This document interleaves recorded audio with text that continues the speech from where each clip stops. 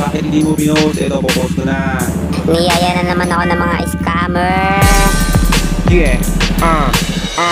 Ayan na, sa bayan ng Montalban.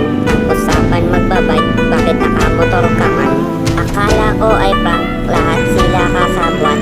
Ako magbabike, ang nakamotor lang. May mga hindi sumunod, nandun sila doon sa likod. Niyaya lang ako nang walang yung promotor, kasi ngayon lang natuloy yung drawing ni architect na janitor.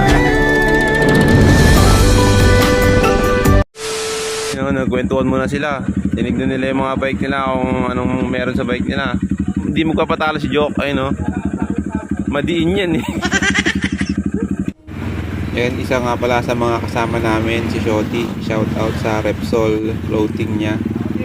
At syempre, huwag kalimutang dumaan sa secret shop dahil medyo mahal na yung bilihin doon pagdating doon sa baba. Ito pre, dito na kami. Ito na yung sinasabi ko sa iyo. Malapit kami sa Secret River. Sa bungad lang.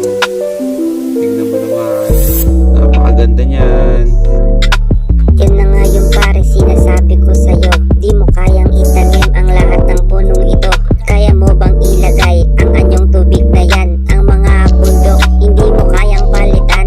Dapat ingatan, dapat alagaan, para hindi masira ang ating kalikasan. Di ka nga marunong maglaba, nagkakalat ka pa.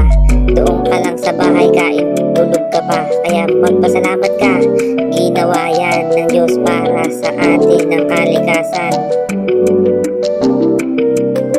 Here we go again, I am the robbing man, Pinalaya. I'm saved by the blood of the Lamb. I'm talking about the name who can break up every chain. To live in Christ, to die is gain.